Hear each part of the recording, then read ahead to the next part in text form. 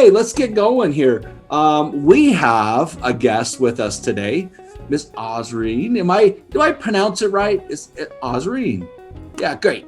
And so, Ozreen, I'm gonna. This is kind of a fun and unique timing because I'm in the middle of a CACFP review right now. And so I've been working with her very close over the last couple months, and even more so over the last 2 weeks, on reviewing both of our centers, and I'm learning a lot. So I was like, Ozreen, would you be interested in coming and sharing with others tips, tricks regarding CACFP, the food program, pros, cons, there's both, and so let's kind of dive in and we'll start having some conversation, making an open forum. If you have questions, thoughts, write them down, find a place to jump in with your questions, comments, and we'll go from there. So, Ozreen, would you like to open up a little bit? Sure, yeah. Hi, everyone. Like Kirk said, my name is Ozreen. I work for the State Department, Colorado Public Health and Environment, and specifically for the Child and Adult Care Food Program. And I'm seeing, I think, one familiar name here. I'm not sure your center's names. I don't know if you're already participating under CACFP or not. But that is an option for everyone here in the Valley. For nonprofit centers, there's no requirements. For for-profit centers, you need to have at least 25% of your participants qualify for a free and reduced reimbursement. And if you're not already participating and you have heard about CACFP and there are some, and you have some concerns that maybe there's a lot of paperwork, or like Kirk said, we do come out and do your reviews, and sometimes those don't go as well as, you would hope.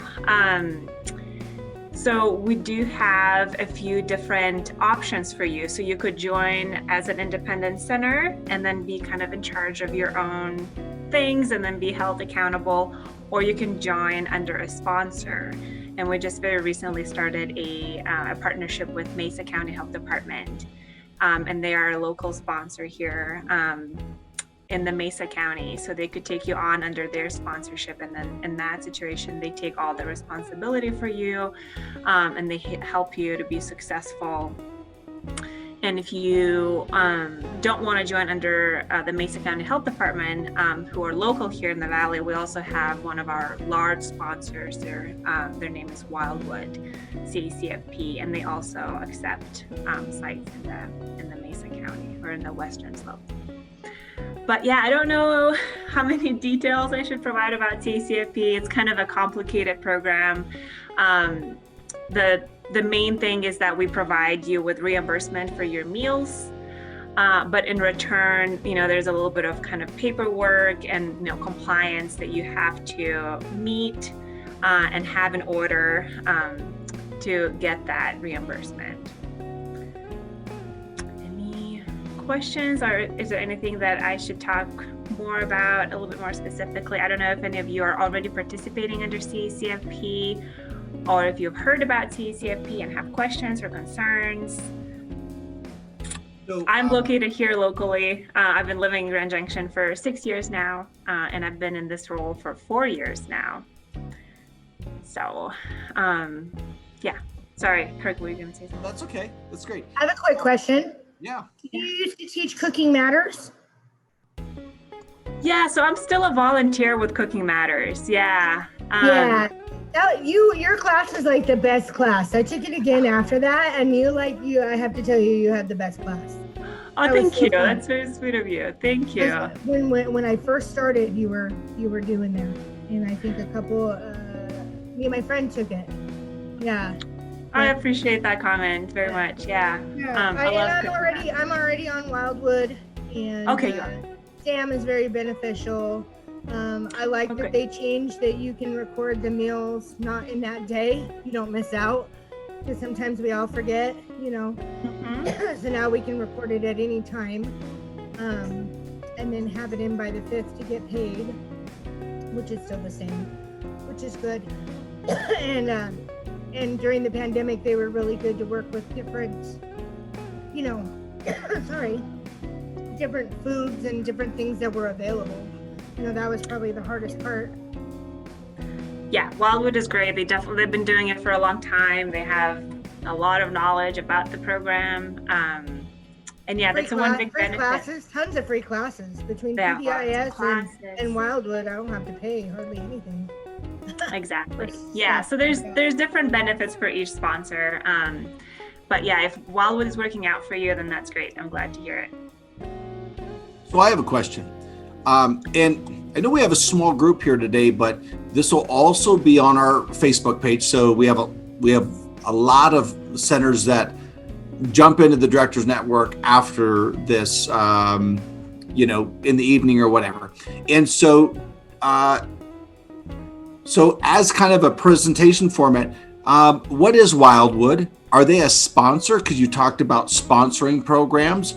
And what are the benefits of having a sponsor versus contracting directly? Yeah, so that's a great question. So Wildwood CACFP is a sponsoring organization. So they're basically kind of the middleman in between your center and us. So all centers have an option to join independently, like Kirk is doing. So you're an independent center. You have contract with us, and then we come out and do your reviews.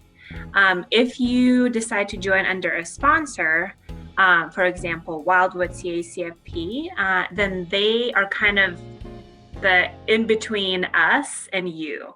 So we review them, and we hold them responsible for any issues. If there's an overclaim, they will be responsible for paying that back, not you. But in return, they provide that oversight for your center. So we are not going to be coming out to your center necessarily. Sometimes we still might, because when we do their review, we pick a certain percentage of centers and we do a review to make sure that, Wildwood is doing everything they're supposed to be doing. But again, all the responsibility would fall on Wildwood and not your center. But then, they provide the oversight, they provide trainings, they, answer your questions or provide guidance or whatever you need. So they're your point of contact. It wouldn't be me that you're working with, it would be your Wildwood representatives. And Mesa County Health Department is kind of the same idea. They're smaller and they're local. So they have less sites under their sponsorship. And they do not take any money from your reimbursement to cover their costs, and they're able to do that because they're smaller and they have other grants that they're working with. Wildwood does take a percentage. They can take up to 15%, and I believe they do take 15%. But again, it's kind of like a price to pay a little bit for, they do a lot of the paperwork for you. They provide trainings, they provide guidance. You're not on your own. And again, if we do a review and something is not right, they would be the one responsible for the overclaim and not you. So that's kind of the... So they take 15%. I figured there might be a fee there. But you said they provide the training and the oversight and take on some of the paperwork. But does the same type of documentation still have to exist within our center? I mean, I would imagine we still have to turn in attendance for children that are eating. We still have to be accountable for our menus.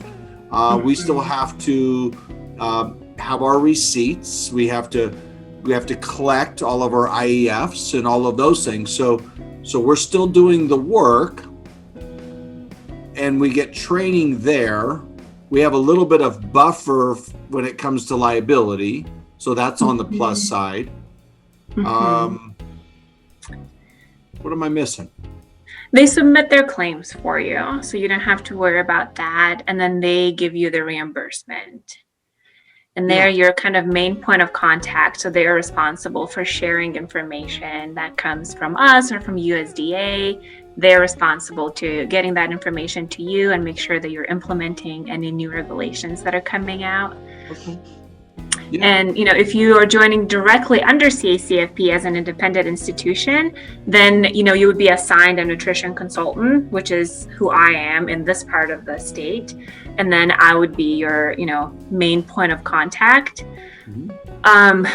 But, we only do reviews depending on the size of your institution, usually just only 3 years, most commonly every 3 years. So I wouldn't be out there as frequently as your sponsor would, because sponsors, they do compliance or monitoring visits 3 times a year. So you would see them a little bit more. They would be more present in your center. They would help you. I've been working with Mesa County Health Department a lot, and they are very helpful for menus. They would review the menus for you. They try to help create menus if you need help. They provide they train you just so you don't have that overclaim. So they try to really help you out. They review your paperwork, and I'm sure Wildwood does the same.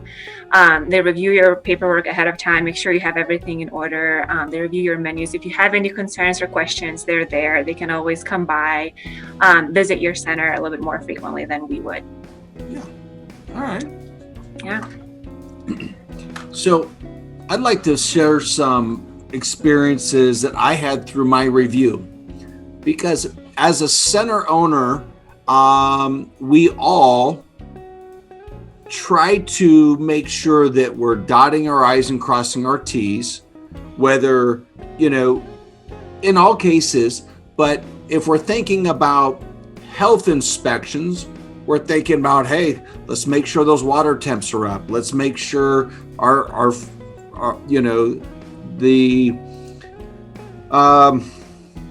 the compressors are clean on our refrigerators, so our refrigerators are cold. Let's make sure that our staff are practicing good hand washing with children. If it's licensing, we're thinking about let's do safety checks. Let's make sure the playground's safe. We have resilient surface. We're thinking about staff files. If it's CACFP, if we're talking about the food program, I'm thinking about things like making sure that our staff are trained on properly taking attendance during meals. And so I'm also thinking about, are we maximizing the benefit of free and reduced reimbursements, and are we communicating properly with our families that may qualify for free reduced? It may or may not benefit them in your program if they're free or reduced, right? Because if you're providing meals, you're not charging families that don't qualify for free and reduced. It's part of your tuition. I don't know any program that charges if someone is paid. You probably can. I don't know. What do you think? Can you charge families that don't qualify? You can charge, yeah. We don't have very many of those institutions, but you are allowed to. We call them pricing programs. There's just a little bit more paperwork. All right. So I'll throw this out there. I don't charge any different our rate for a 3-year-old is, let's say, $37 a day. However, we created a discount for families that, do I want to share this right now? I got like multiple bosses in the room here. I'm going to do it at the risk of helping everyone. All right. So 2 years ago, we had to do a pretty big increase in our rates. We had to do like a $2 jump or something like that. And 50-cent jumps in tuition used to turn my stomach, from like October, thinking about it till January. If you're in my seat, you know what I'm talking about. So I thought to myself, could we do some kind of low income discount, right? Our families that maybe don't qualify for CCAP, but man, they're right on that bubble and they're really struggling with private tuition. And I thought, how could we do that? Well, I need to use somebody else's income scale. I don't want to be in charge of figuring that out. So 2 years ago or a year and a half ago, we created in our pricing, we said, if you qualify for free or reduced, we're going to give you a $2 discount on our tuition.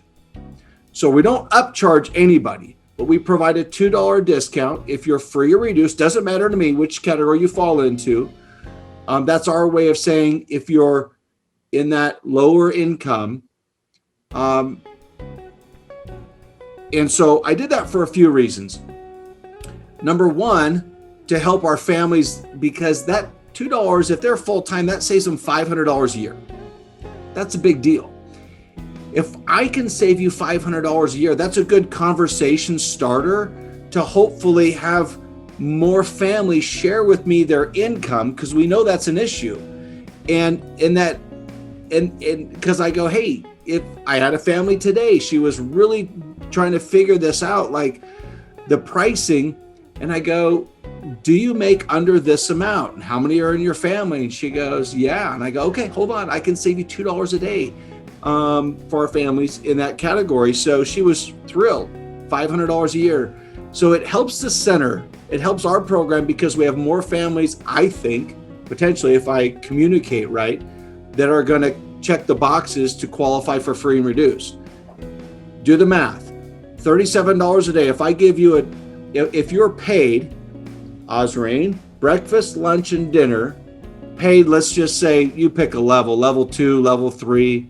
Is there the tiered for CACFP or no? For Colorado Shines? Is that tiered reimbursement or no? I'm not sure I understand the question. Oh. So our reimbursement is free, reduced, or paid. So all are getting reimbursed, just Perfect. different amounts. Thank you. CCAP has a tiered reimbursement, meaning they pay a little bit higher if you're a higher level. That's not an issue with CACFP. So what would I get paid for a child that ate breakfast, lunch, and snack, 3 meals? That's most standard. I'm going to guess it's like 68 cents between all 3 of those, something like that. For free, I think that would be close to $7 or something like that for all 3 meals. $7 for free. I think reduced, we have those rates. I don't have them in front of me. I think reduced is a little bit less than that, maybe 5 or something or similar. Yep. And then for paid, I think you would probably be under 2 would be my guess. Yeah. And Maybe so around 2. I did that. Give me a second here, because I think this will be interesting. So I estimated 6 for free and reduced, because I think, that free is like 7, the reduced is like 5. So I averaged that. And then I think my reimbursement is 98 cents for those that are paid. Does that sound low to you? Osreen's gonna dial in and figure that out for us. Okay, let me get back to why you might want to give a discount for your families if they're free or reduced. Number one, it helps the household. But if I can move a family from paid to free and reduced, I'm going to lose $500 a year. But if we count the difference in the CACFP reimbursement for the year, if they're free and I'm getting 7 now, and I was getting 2, as Osreen said, I make $5 more per day because they filled out an IEF and they were free. So I gave them a $500 discount, and I got paid an extra $1,250. So I'm ahead $750 for the year. Does that make sense? Now, a lot of our families that are free and reduced are qualify for CCAP.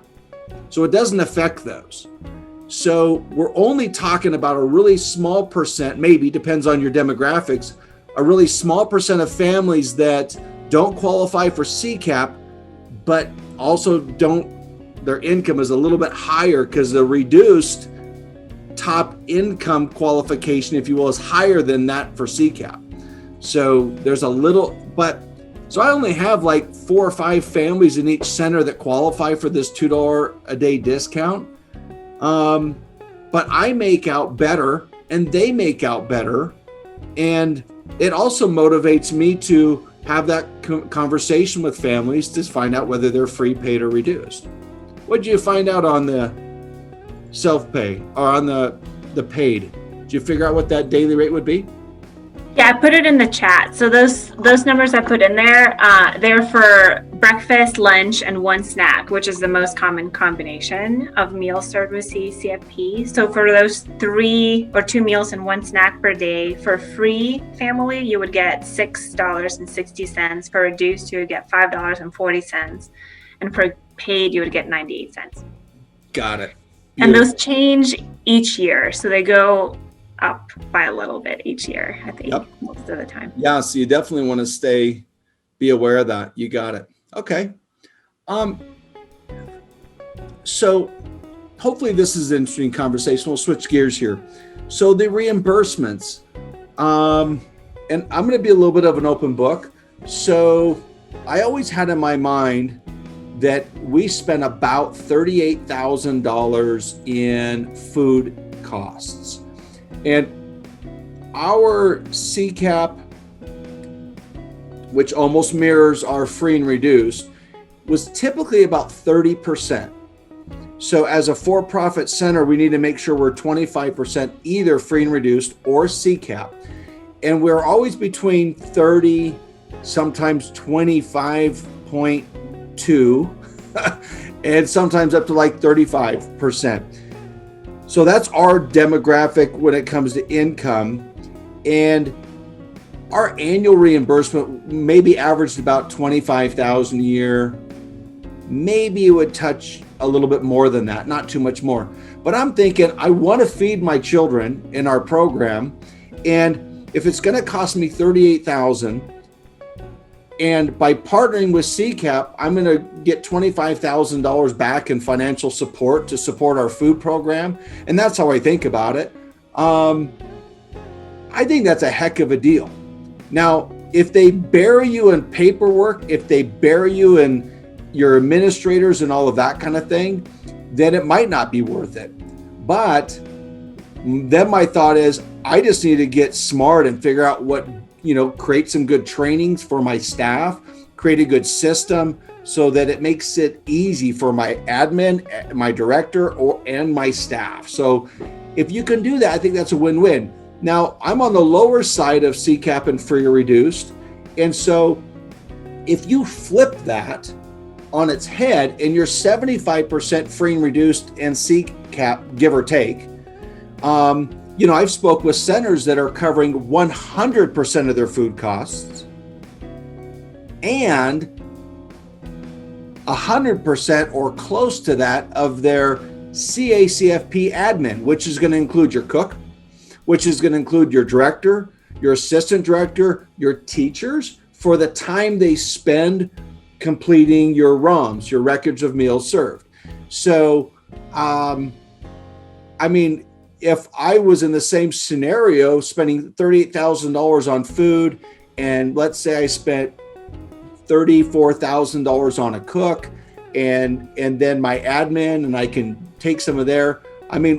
My same center with different proportions of free and reduced could possibly receive $100,000, pay for all my food, my cook's salary, and then admin, because we're submitting claims, trainings when we do CACFP trainings, our annual civil rights trainings and so forth. The time that it takes, the 5 minutes that it takes at breakfast, lunch, and snack for all 10 staff, right? That's 50 minutes. That's almost an hour a day, times 20 days a month, times 250 days a year. It all adds up, right? So the financial incentive can be there as long as you're organized. And if you're a center director that is buried in admin, the last thing you want to do is take on more administrative responsibility, and that can be daunting. I can tell you right now, with Osreen here local, I've worked with her a little bit over the last 4 years since you've been on the ground here, but we've been doing this for a while, so we had some pretty good systems in place.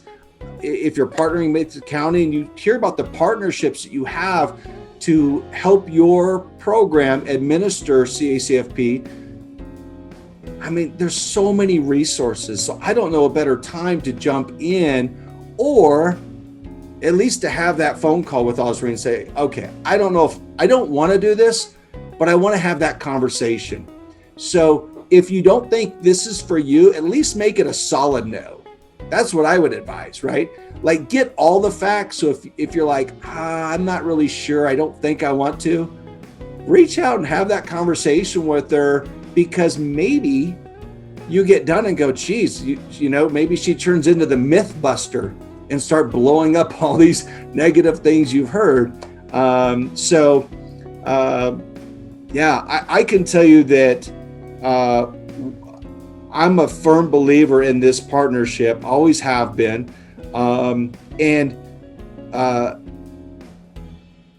We had 2 reviews.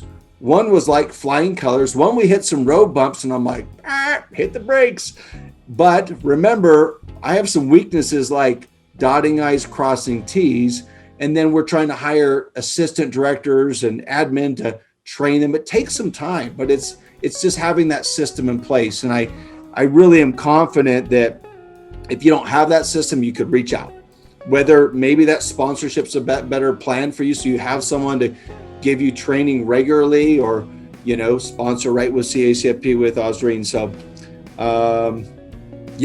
I'm gonna okay, does anybody have any thoughts, comments, questions, want to jump in?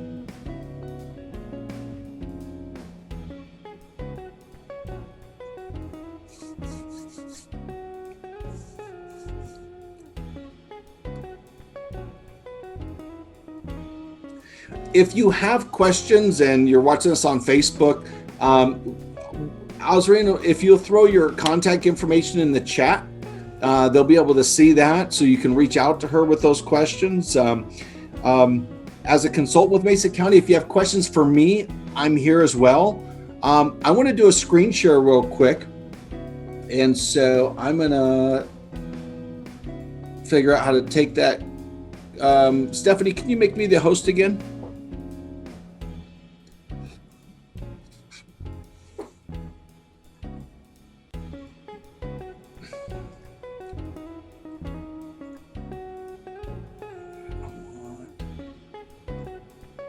You should be host now. You got it. All right, I'm ready. Let me move this over so I'm kind of looking at you. Okay.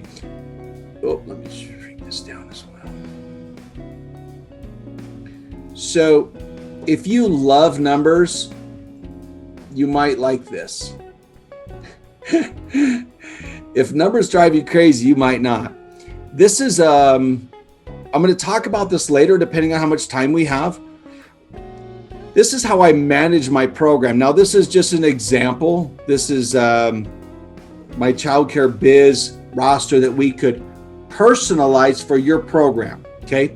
But down here, I have the CACFP reimbursement built into, my total revenue in this model. So what this means is, just when I manage my daily enrollment, if all I'm doing is managing my daily enrollment, I'm calculating CACFP based on free being self-pay at 98 cents and free and reduced being $6, kind of the average, into my gross revenue. So that's a nice tool. Let me share this with you. You'll like this because it's simple. So if Bugs Bunny is enrolled in my toddler room Monday through Friday, that's what that looks like. This is how I track that. And I just put a one on. Share that with us. I'm sorry. Are you wanting to actually show us what you're looking at? Because what we see right now is my screen. Agenda. We can see the agenda. Oh, I'm so sorry. No, that's okay. I think you had it up and then I did, and I moved it. Okay, let me try this again. Sorry about that. Thank you for it's fine. hollering at me. I want to make sure I think that'll look good. Okay, is that better? Can you see this roster here in the center totals now? Yes. Okay, thank you. So this is the totals for this entire center. So this is a tool I use to manage both of my centers. And this tells me what capacity I'm at. This says I'm at 92%. And down here, I've got a chart that includes in my revenue totals, self-pay for paid, and I have CACFP for free and reduced at 6, kind of at the average that I was just talking to you about. And what's nice is that I wanted to get into this in a little bit, but based on my current enrollment, so if I have a toddler room license for 5 kiddos here, and Bugs Bunny is coming 5 days a week, and here's Tiny coming Tuesday, Wednesday, Friday, and Tomcat is coming Monday, Tuesday, Thursday, and so forth. This is how I manage our classroom enrollment and center enrollment. But just by adding, kids to your program, this roster will actually multiply it times whatever days they are a week, times their CACFP reimbursement amount, and ultimately take that all the way over to a profit and loss statement for your program. So I'll get into that a little bit more here in a few minutes if we don't have any other pressing items. But I wanted to share this with you as well.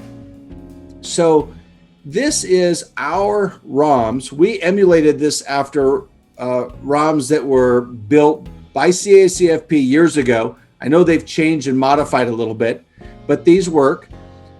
But by managing our current roster, this document here auto-populates. We do absolutely nothing week by week to update this roster, which is what my staff use to take meal counts on a daily basis.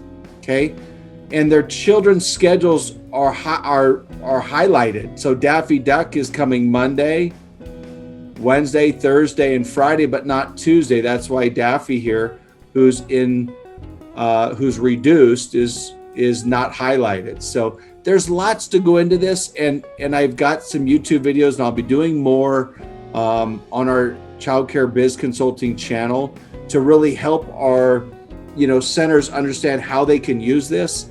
But this is a great tool to be able to print this out for your staff for the different classrooms every week. So we built this years ago because we knew that, writing down all of these kiddos every week on a piece of paper or exporting them into that as, was tough to do. So there's lots of tools. I'd be more than happy to share some of our tricks and tips that we've done over the years to make CACFP more successful for us. So I just want to share a few of those with you. All right. Anything else on CACFP before we may probably lose Osreen, and we'll move on to anything else?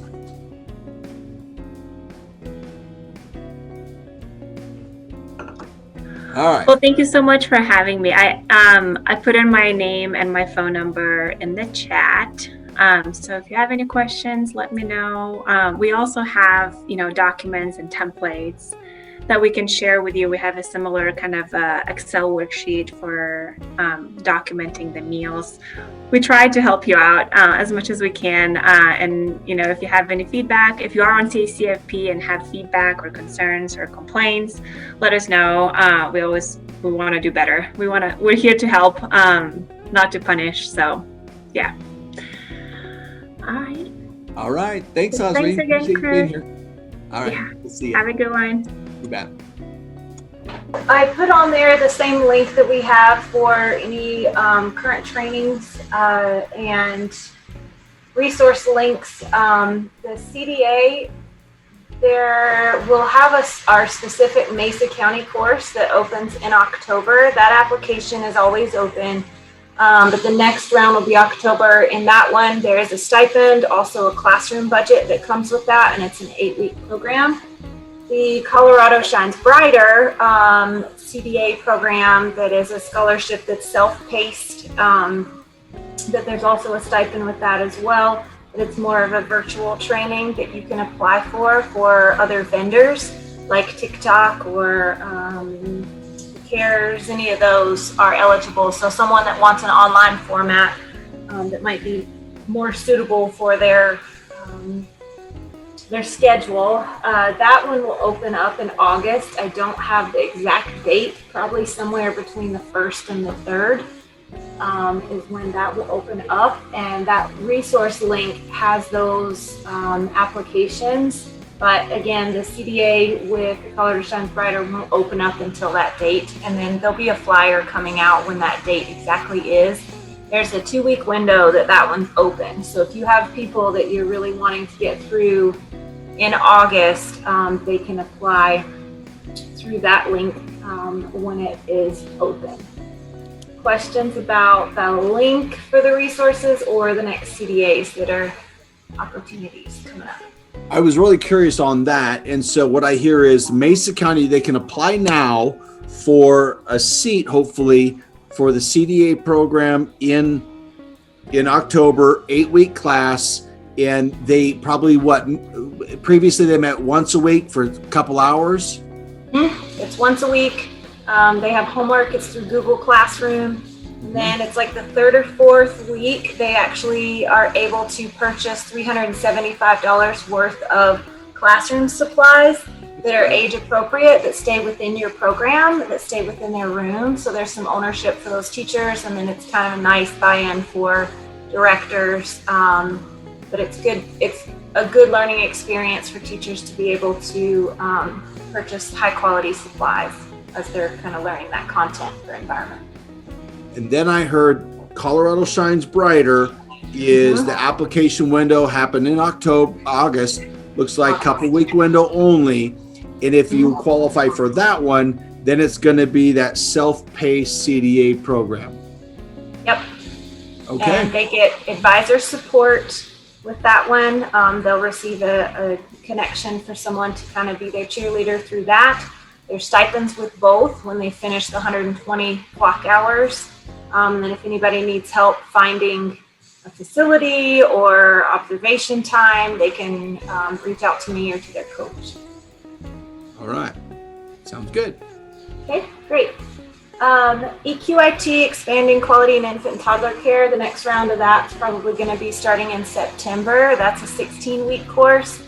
We do have scholarships through Mesa County, so there's no cost for that.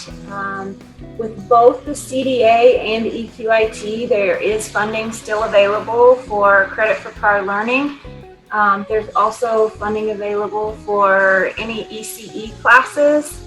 If people have applied right now, we're still working on this process, but they can still apply for hopefully getting folks enrolled in fall and be able to cover the fees for up to 2 courses. Depending upon what college, they'd have to enroll in that college, and then we can pay for up to 2 classes per person. So those, I think they're all the scholarships I'm thinking of for now. Yep. Do you have any directors courses coming up? I don't as of right now. There's potential funding though to be able to assist that. I just don't have it organized yet. Got it. So it's on the radar, just coming. Yeah. I did want to, before I grab some of the other things, why I jumped off for a second was I was in contact with the CCAP office. They are going to have an open house July 20th with a free dinner from 5:30 to 7:30, and this is for homes to do some information on the amendments with CACFP, or not CACFP, sorry, with CCAP, and then Melissa's office with CCAP is also going to be hosting another event for centers as well to assist with these rate changes. So any questions, reach out to Melissa Shearland and or her team, and they can assist with that. And then she'll be sending out invites to register for the dinner and open house. And licensing and myself will be there as well to support and answer any questions. Nice. I'm going to skip around a little bit and jump to the PCF, the status, because we have had a merger. So Mesa County Public Health is now the fiscal sponsor for the Partnership for Children and Families, which is our Early Childhood Council. And we have also taken Child Care 8000 and merged this with our council work. So aligning all of this work, I am now the director for the Partnership for Children and Families. And so we're merging all of this work together so that we can be more cohesive for our county and have one early childhood strategic plan and one place for resources to happen. So efforts within the council as well as Child Care 8000 are now all together. So any questions about those things, please let me know if you have any questions. And with that, we are in the process of hiring staff to be quality navigators as well as workforce development. So the PCF team is growing, and there'll be more to come with that. With that said, the emerging and expanding grants under the council are now under here, and they are still open. They're not closed. Any services with PCF are still going to be available. It's just we regrouped and set it up different so that hopefully it will be a little more streamlined. So the E&E grants, emerging and expanding grants, are still open if you're eligible. There's eligibility guidelines if you are expanding or a new business to provide more slots in the community. You are eligible for those funds, and your licensing specialist and myself can help guide those processes. There are going to be some changes coming up in September, some more grants available and some other things to be determined that even as councils, the state hasn't determined all of those things yet. So there's new funding streams, new services, but it still has not been unveiled to us either. So September is going to be exciting, and we'll see what it holds. All right, I'm going to transition to the treasure chest, if you will, because I was working with a local program and we created in our Google Sheets, a tool that you can use to manage your program, your attendance daily, and it will literally give you a pulse on your business on where you're at today from a profitability standpoint at 100% enrollment, 90, 80, 65% enrollment. I want to share that with you. This is available to anybody here in Mesa County for free. So make sure you are in the treasure chest. I'm remodeling the treasure chest as well. And it will continue to be a completely free access to all Mesa County child care providers under our current arrangement. So this is free to you and it's customizable to you. So what I want to show you, all you have to say is yes, please. You can send me an email. You can put it in the chat. You can put it in the comments. You just have to ask me nicely. You have to ask me nicely. So what movie did I just watch last week that I've watched 100 times before? Come on, put that in the chat. What is that called anyway? All right, let me move on. That is, come on, Tom Cruise. We live 300 miles from Cubans that are trying to kill me. All right. All right, let me get, come on. Stephanie's working Wait a hard. minute. Huh? I know. A Few Good Men. Yes. Nice Okay. work. Nice work. All right. Sharing my screen with you. All right. We got a few more minutes left. I'm going to dive in. I'm probably going to push past 2:30. So if you need to bail, that's okay. If your kids are waking up, that's okay. Catch this back on Facebook because I really want to give you this presentation. I really want you to be able to see what me and some of my resources have been working so hard on. And I'm implementing this on my business immediately. So this is a tool where you can literally manage your classroom. Manage your classroom. You all have your enrollments, whether it's in your childcare software. I don't care if it's Brightwheel or whatever. Show me a program that will do this for your center. My hope and goal is to help Mesa County childcare centers be successful. And I mean that from the bottom of my heart. So I want all my competitors to be completely successful. And I've never seen anything that will do anything like this. All right, so here we go. So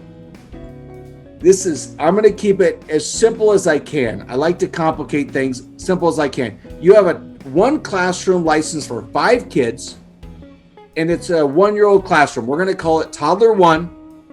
Okay, here's my roster. I've got Bugs, SpongeBob, Tiny, Scooby-Doo, Daffy, and Tomcat. And based on their schedules that are different, they're not all Monday through Friday, I'm completely full. That carries over to other classrooms onto this totals, and it shows me here that I have 5 kiddos on Monday. I have 5 on Tuesday, 5 on Wednesday, Thursday, Friday. If Scooby-Doo and Daffy Duck move out of state and I delete them and I go back to my totals, now you see I have 3, 4, 3, and 3. And 3, and I know exactly what my openings are for my program right away. Okay, all of that current enrollment, your immediate enrollment, will be communicated down here through all of these numbers based on your rates, so we can plug in your personal rates for your center. When I say all this is customizable, all you have to do is ask me nicely, just a joke, and I will work with my resource to be able to put in all of your kids, your rates, everything for you. So I don't care if you're a home or a center, okay? We can customize this for your program, your rates, your CCAP rate. I don't care what level you're at. You're at 0, well, you're a 1 or you're a 5. Doesn't matter. We can plug in those rates. It will tell you your projected revenue based on your current enrollment. Okay? Well, those are just a bunch of numbers. I don't understand them. That's fine. In the treasure chest, coming very soon, I'm going to really dial down on a bunch of administrative trainings on how to use every bit of this that will continue to be free for all of our families here in Mesa County under our current contract and all that good stuff. Gotta say that, I guess.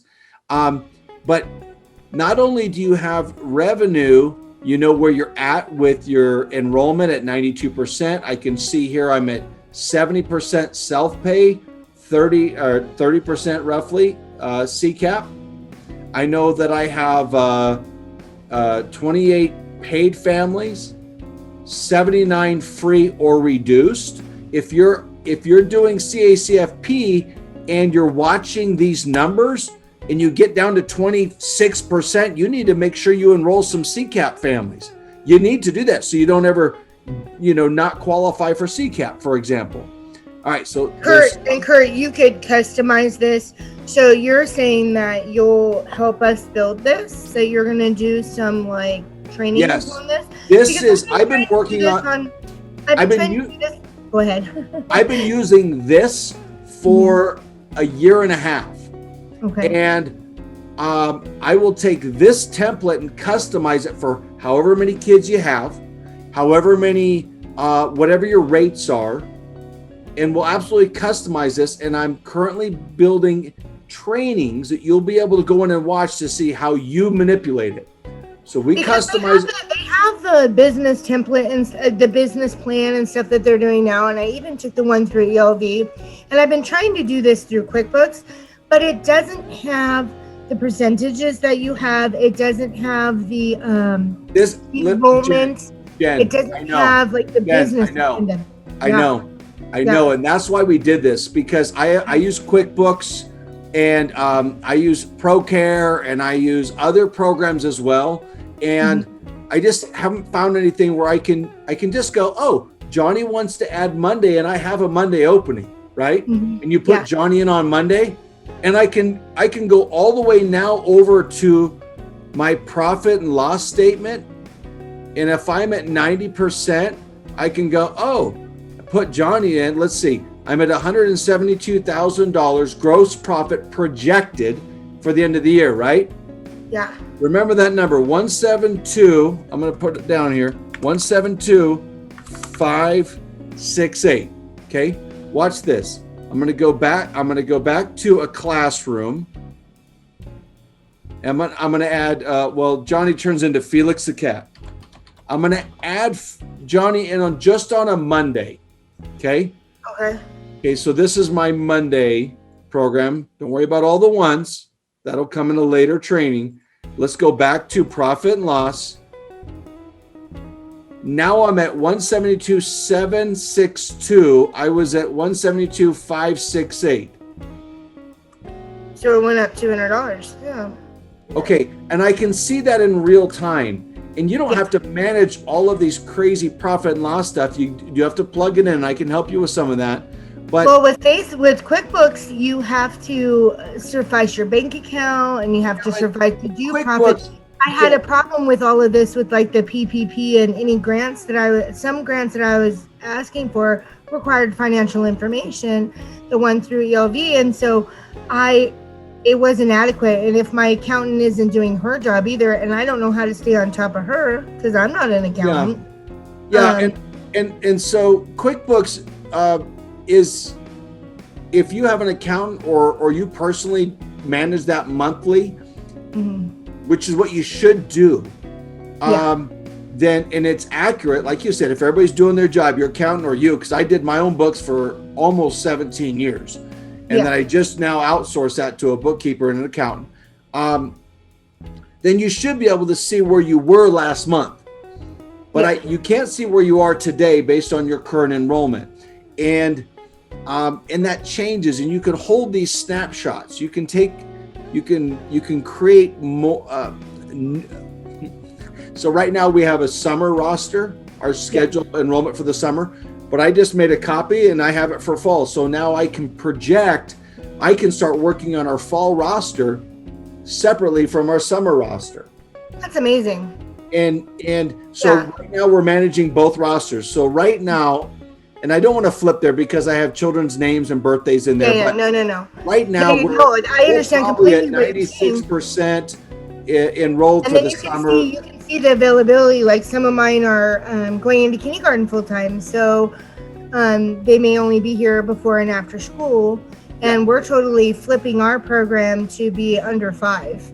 Now we don't want to accommodate the school age children anymore because we are infant toddler based and we get that funding through EHS. So it doesn't make sense as a business.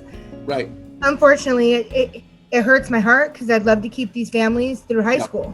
You know what I mean? But I mean, have what to we draw a can do, line. what we can do is we can, if you're a Head Start program, Mhm, if you have additional funding, mhm. we will figure out a way to fit this into that model. So everything's in one place. I can't wait. Sign me up. And here's the I other can't thing. wait. Here's the other thing is that this is not a software program for purchase. This Yeah. is Google Sheets. It's free. Yes, thank It's you. free. Thank you. Once Awesome. we customize it for you, it's yours. Yeah. And you make sure, and I'll share with you how, that nobody else can see it, and it's yours. Yeah. So remember that Tomcat jumped in on Mondays? Remember that?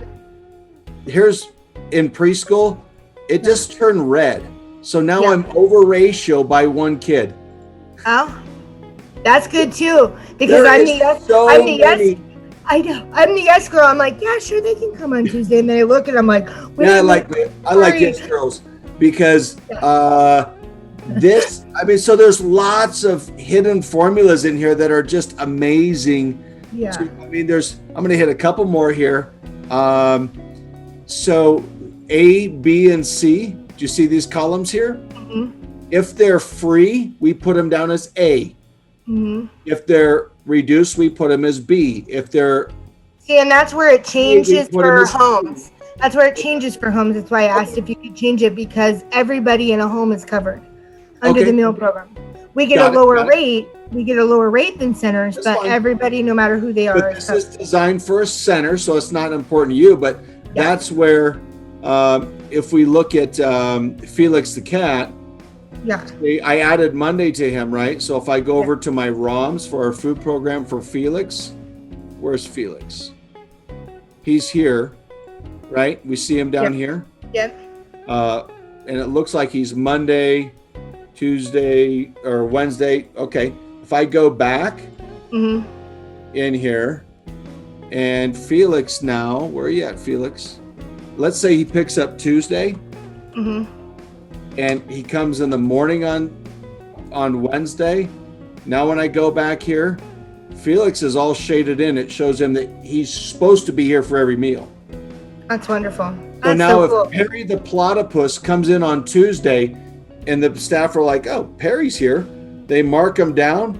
It is not scheduled, so I can recognize, oh, maybe this kid dropped in and I Yeah. need to charge a separate day, or maybe there's CCAP. I need to reach out and make sure they're authorized for that day. There's so many different things, and I'll go into all of this later in detailed stuff. But, let me hit one So last are you gonna do this, Kurt, like one-on-one since it is Well, I have to, private yeah. So I'm gonna information, have the training all available in our newer treasure chest coming out soon, and so you'll get the in-depth. My goal is to create training, so I don't have to work anymore. What that means is I want to create detailed training on how to manage these sheets for my next director, right? For my next administrator. And so that'll all be categorized Toby, you have access to. Lastly, if you say yes, please, then we'll customize one. We'll just make a copy of this, for example. Give me your capacities and your rooms and all that in different rates, and we'll customize it for you. Then that's yours, and we can work on it together to work out any bugs and go from there. I want to show you this real quick. This is lastly a payroll. So we've created this so that you can actually estimate what your payroll is per classroom on a weekly basis and on a monthly basis.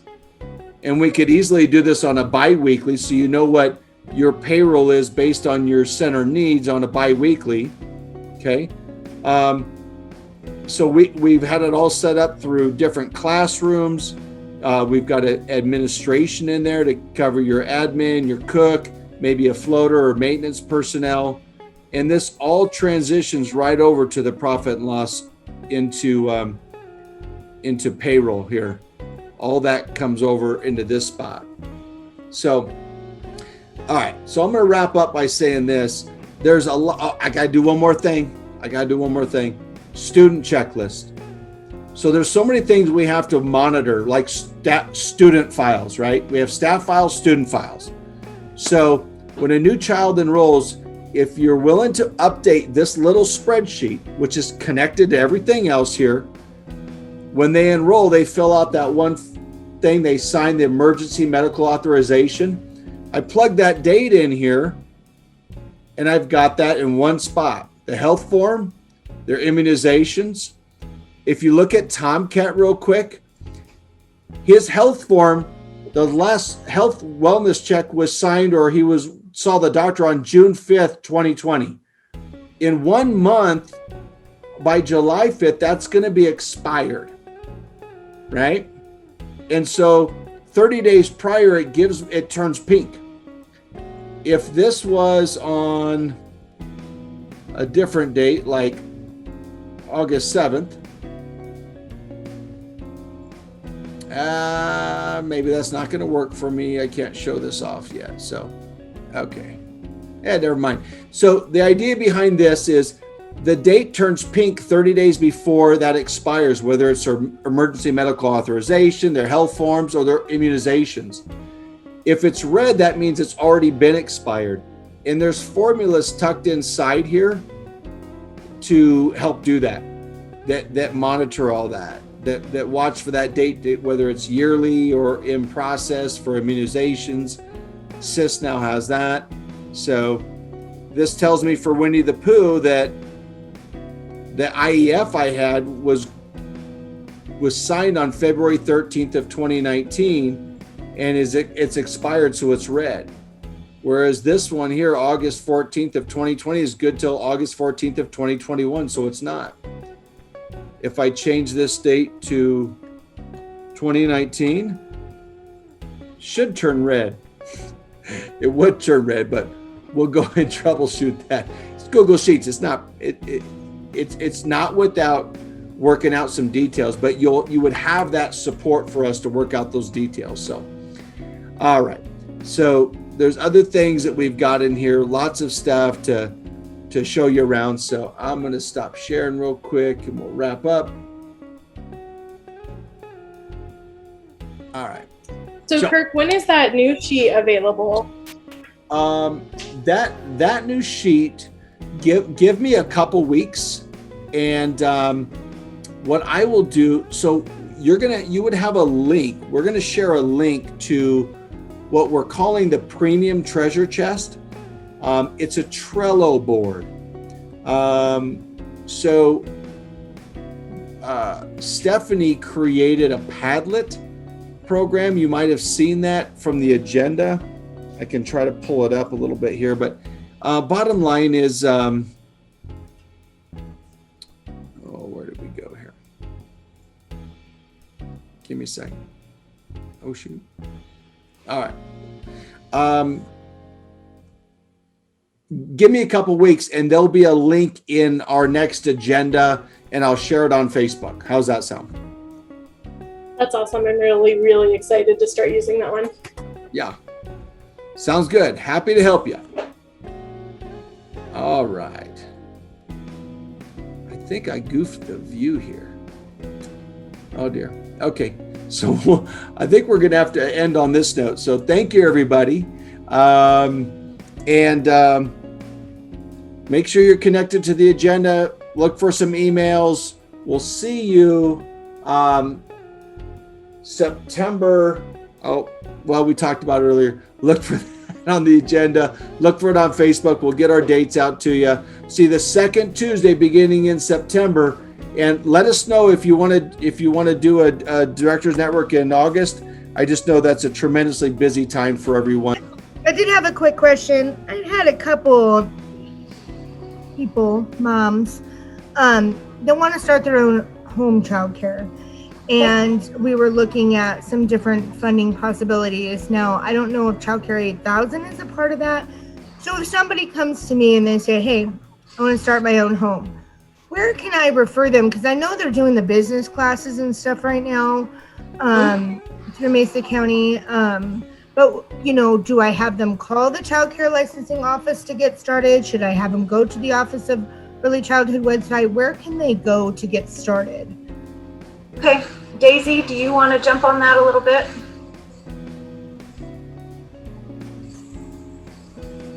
Yeah, so actually I would have them start with us. So you can have them call or email either myself or Ashley or Heather or whomever, and then we can start with just a little bit of a consultation on whether or not they are really interested, because we would hate to explain all the things that go into opening a childcare, and they've already sent in their application and paid that fee, and then they're like, oh, never mind, this is not for me. it was a mom here in Palisade, and she actually lives right up the street. And since, Dusty and myself and now Noah's even are really full with some of the bigger ones, shutting their doors. I've been really kind of just mentoring her. I'd be like, come over. You want to see what it's really like? Stand at the gate for an hour. Now that we're allowed visitors too, I've given her a tour during off times, but, encourage her, maybe babysit one or two kids, see if it's, with your kids and everything that goes into it. Your house is not your own anymore. Just making sure that they have the right counseling. I think it would be good to either call you or Ashley, so that way they, you go on the Office of Early Childhood and it's not as impersonal. It is impersonal, compared to everything that goes into it. I know the business guide was really good. I sat on the reveal of that, the business plan, the business class that they're offering, and it was really good, but for people just starting out, like a how-to guide, because I am still having a hard time finding forms on the Office of Early Childhood, just like I needed an updated health evaluation form for the kiddos, and I couldn't find it. I had to ask my little network of home providers, like, hey, does anybody have the updated one? I have the really old one. It's been copied 100 times. It looks like, garbage. And so, just having like a how-to, or, can we suggest to the state of having just like a forms tab so we can look up certain forms? Or I hate calling you guys for that little petty stuff. No, that's what we're here for. Even if you just send us an email, like, we can attach it and send it fairly quickly. But typically what I have started doing is, because it is a huge, overwhelming process of starting a childcare, whether it's a center or a home. And so typically what I do is I sit down and I have this, I give a really brief overview of everything they're going to need to do, but then I say, this chunk right here is what I need you to start with. When you finish this, then we'll move on to the next chunk. That way they aren't lost in all of the words that I've thrown at them in an hour and a half. Yeah. And primarily with Palisade, it's, and probably Fruta or anywhere, is the zoning. Palisade, I sat on the board and had to amend the code for Palisade when I first started, because their laws were so inept. Well, and that is going to change in September. The state of Colorado has made it so that home child care providers can now operate large homes without zoning throwing a fit. Oh, I'm sure Palisade won't like that. No, I'm kidding. Neither will Fruta. That's how they make all their money off of us. But all their little permits and stuff they make you apply for. Okay, well, that's good to know, Daisy. Thank you. Yeah, I've had, that mom keeps coming back at me, so she seems pretty determined. And then I just didn't, I'll just have her call you guys then. And then can I have your phone number, Daisy? Because I know I gave the main office number, the 256-4110 number. Is that who they should call and then ask for you? Or is that old? My earbuds keep going out and now I can't hear anybody. Oh. So the child care licensing email too, Jen, would be a good resource to start with, because then that would connect. And that's just health Mesa County .us. Well, it's the child.care, I think, at Mesa County.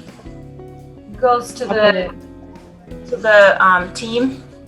Okay. Yep, we all have access to this child.care at mesacounty.us. And we all have days where we check it. That's good to know. I never knew that A little hidden secret. Oh, that's a great inquiry. That's a great place to start, is what I'm hearing. Yeah. Yeah. Okay. All right. Well, thank you guys. Yeah. So Jen, once they start that process, also with some of these grants that are available, they can be in process. So they don't have to have that physical license done yet to still apply for the emerging and expanding grants. And okay. That's good to know too. Because, how is that? Like, what if they don't get approved? What if they're, yard or their space isn't big enough, and then they apply for these grants and get them, they just get denied then? Or do they Yeah, get so them? that's the whole part of that consultation that we start with. We always measure. It's one of the first things we do. And we always look at your outside area, like, is this sufficient? And if it's not sufficient, what do you need to do? Do you need, whatever. But the only thing that you have to wait for that funding is to get your license number. So you actually have to submit your licensing application. You have to get that processed, and then we will send you your license number saying, okay, go ahead and submit your grant. Okay. That's good to know, because I know some of the startup, with fire extinguishers and, Oh, yeah. And the cost of fencing. I'm going through it right now, even with my grants. No contractor will honor the bids because they don't know if tomorrow the price is going to go skyrocket or not. And so I'm like, well, I got approved for this grant. Can you just buy half the materials and we'll store them? Like, why it's this price right now? And so, oh, well, the boards get warped and they get this and that. Like, I've heard every story there is on lumber. Like, it's a mess. And I'm like, okay, Valley Wide, I'm ready for vinyl. Like, Yeah, I was done just with going to the say wood. vinyl. Yeah. I'm almost there. So, but that's good to know. But the startup costs, the for CPR and first aid and the classes that do cost a little bit of money. And, I was trying to think of the major ticket items to get started would be baby, child-proofing everything and the fire extinguishers. And So anytime, and Stephanie, correct me if I'm wrong, I know we've had about 7,000 conversations about this. Anytime a provider puts in for their own money, they can keep those receipts, and if they put it on their grant, it can be reimbursed. So if they've had to take CPR, if they've had to purchase, whatever it is that they need, as long as it's on their grant request, it's reimbursable if it's for the business.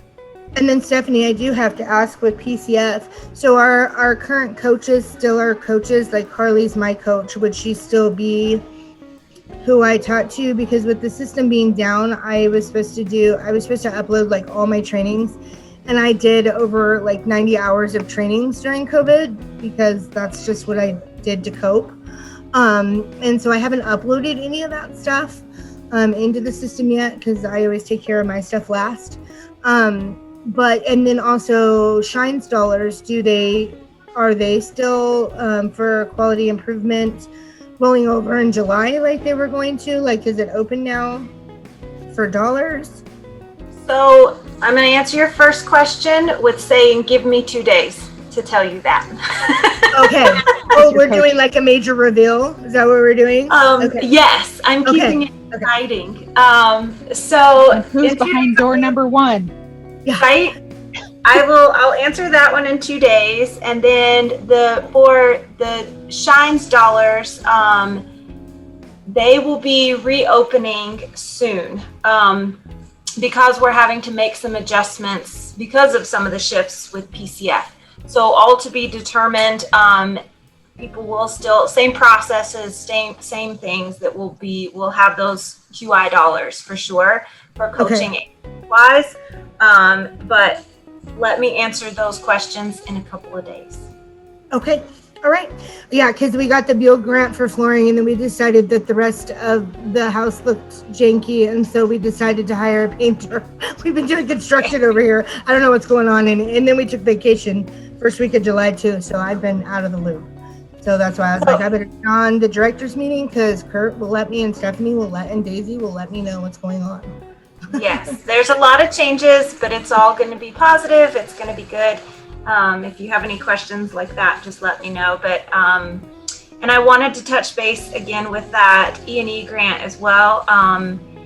It's, as Daisy said, there's reimbursements that can be made, but sometimes providers don't have that upfront cost. That's okay too. That can be done differently. And then approved vendors that you usually do on Colorado Shines are in there, but you can use other vendors as well, like a contractor or something like that. And these grants do accept capital improvement. And also if you are not ineligible for other grants if you get this one. So say that something else comes down the line in September, it doesn't mean that you're not eligible for these new grants if you get the E&E grants. That's good to know. And with the grants, with like capital improvement and any improvements that we make, I don't know where I heard this or where it's coming from, but do those contractors, they absolutely need to be licensed and insured. Is that correct? I don't know. Like licensed and bonded, like you can't hire Tom Joe off the street to come. Yeah, I did see that when we went through the infant and toddler grant, and they had to be licensed and bonded, like you said, and they can give you an estimate originally before they pay the money for the bond on their work, just so you know, so they can do a pre-estimate on you. But I don't know about this grant. Well, and like Palisade, they for anyone to do business in the town of Palisade, say I hired a contractor out of Grand Junction, they have to apply for a business license for $100 for the year to work in Palisade. So what I've been doing is I've been filling out the permits myself, like I'm doing the work, and then I have them do the work because it's ridiculous. They might not come back. Because you are a business owner in Palisade, that's why you're filling out those. That is. I pay $100 a year to run my business here in Palisade, but if they come contract with me and do work on the childcare or on my home even, they have to pay $100 business license to work in the town of Palisade for one job, and they're like, no. So what I've been doing is filling out the permits like we're doing it ourselves, and then just have them do it. Well, and you probably find contractors that are already working out there, you know, so they've already paid that. So yeah. Maybe That instead too, of Joe, but- you call Tom. I don't know. So with this mom, this new one that's wanting to start up, you know, just letting her know the rules of Palisade as well too, you know. Yeah. Because I know she needs fencing as well, and so just letting her know all of that. Okay, well, thank you, Stephanie, for letting us know about that stuff too. And I'll wait a few days. Pins and needles. Congratulations for the director's position, though. You deserve it. You work very hard. Oh, It thanks. makes sense. Yeah. Thank you. I appreciate it very much. And just so that you know too, Jen, I have had a ton of people out on site for different things, working fences and contractors and all of the things. So if you need anybody that's already been out there, I can definitely get that information over to you. If We you ever want to. definitely need like a list of people that we've used that haven't worked out, or people we've used that were really great, or you know that the grant that's done the grant, like David Bacon and all that stuff, that know the process. It would be great for all of us providers just to get a shared vendors list of I was places. just thinking about that earlier today because I was at a Especially provider's with home. big money coming down the line. I know ELV and EHS has funding as well as PCF and Mesa County. So that way we get our money's worth and not. Yeah. I've hired some contractors that were just. So Yeah. before we get locked into that contract with them, or have them make some serious mistakes, that would be nice Or to have. finish half the project and then walk away. Or cut an egress window out and use their backhoe to knock the concrete into your house and break your foundation. That happened to me in my basement. So they ruined my foundation. Yeah, That's a fun times. But yeah, maybe we could do that through Mesa County or PCF, like an approved vendors list, or I don't know, start a Facebook group. Here's who I used, and this is their finished product, or this is what happened when I used this person. Like an Angie's List, but for childcare. Yeah, I think there's some good contractor lists out there online. You just got to search and Google and read some reviews. Yeah. Yeah, but Dusty, I definitely will get with you. I have a question for you, Dusty. Are you guys going to open up that backyard anytime soon? It's really cute. Thanks. So we're working on that. So that was the Echo Playground through Early Head Start, which also I got a phone call before and I was going to talk to you and then I had to answer that. But also Early Head Start has a really great resource platform, and I get all of my forms from there. So like my health form, all of that stuff like that you were talking about looking for earlier. They have licensing forms on there too? Oh yeah, all kinds of stuff. That resource platform has like so many things. Like, so literally where I go to is the resource platform for any kind of form and the treasure chest from Kirk for everything else. So those are like my two go-to places for anything that I need. What, a treasure chest? Kurt has a treasure chest? Yeah. And then talk about it, but Yeah, he'll tell you about it because it's bomb.com. So that's where I go. For any of my stuff. But those two places. So yeah, that platform has a lot of forms also. And then you can call me anytime and let me know if you have any questions or whatever. I'll get with you. You guys are busy. I don't want to bother you either. Opening up the new center. Congratulations. I know you guys are busy too. Well, leave a message and I'll get back to you if I'm not on site or whatever. Don't ever worry about that. That's no big deal at all. So. Okay. Thank you guys.